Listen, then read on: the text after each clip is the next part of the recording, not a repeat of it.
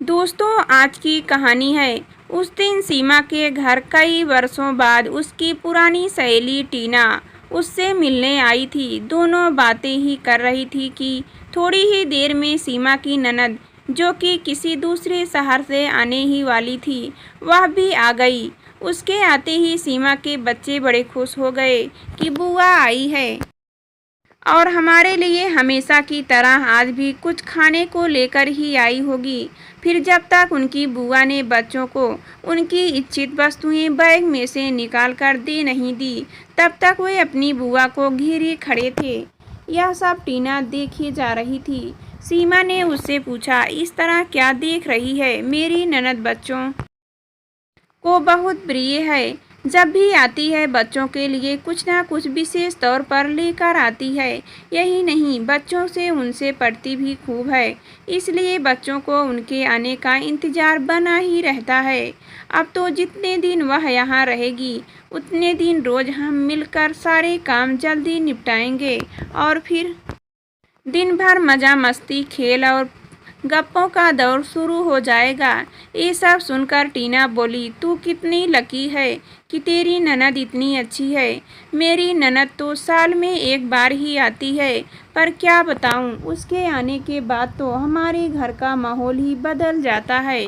मेरे बच्चे बुआ का नहीं, उनके बच्चों का इंतजार करते हैं, क्योंकि उनके साथ खेलना होता है। उसके आने के बाद मैं तो बस फिर घर में बस काम वाली बाई बनकर रह जाती हूँ। घर में पूरी फैमिली और सास ससुर ननद पति सब मिलजुल कर बतियाते हैं, पर मुझे उसमें शामिल नहीं करते। किचन में तो कोई झांकता तक नहीं, बस बाहर से ही ऑर्डर कर देते हैं कि मनु आई है तो उसकी पसंद का ही खाना बनाओ। मेरी ननद और सास बाजार या अन्य कहीं घूमने भी जाते हैं, पर मुझे बताते तक भी नहीं कि कहाँ जा रहे हैं, कब आएंगे। यहाँ तक कि हमारे घर की साल भर की सारी प्लानिंग भी मेरी ननद ही करती है। अभी हमारे घर में रिनोवेशन का कार्य शुरू होने वाला है, ऐसा मेरे कानों में सुनाई दिया है। यह भी मुझे बताया नहीं गया। उसका डिजाइन भी वहीं सिलेक्ट करेगी। कहने को मेरा ससुराल मेरा घर है, पर मुझसे किसी बात में राय तक नहीं ली जाती। दूर बैठी मेरी ननद ही सब तय करती है। मेरे पति भी इस मामले में कुछ नहीं बोलते। ननद का तो अपने ससुराल और मायके दोनों पर राज चलता है, और मैं आज भी ससुराल में अपने आप को अजनबी ही पाती हूँ। टीना की कहानी में तो शादीशुदा ननद ने घर में दखलंदाजी की, पर दूसरी ओर रीना की कहानी सुनिए। उसकी ननद घर में ही है, उसकी शादी हो चुकी थी, पर किसी कारणवश वह तलाक हुआ और अब तो मायके में ही है। यहाँ तो हालात और भी गंभीर है, क्योंकि ननद के साथ सैमथमी भी है, जिस कारणवश घर में रीना को तो किसी भी कार्य में कोई महत्व दिया ही नहीं जाता है। ऐसा कई घरों में होता है। जब बेटी घर में हो तो बहू को अनदेखा किया जाता है, उसे कभी सहारा भी नहीं दिया जाता। और तो और कोई बहू की तारीफ कर दे तो सास यह जरूर कहती है कि मेरी बेटी भी कुछ कम नहीं है।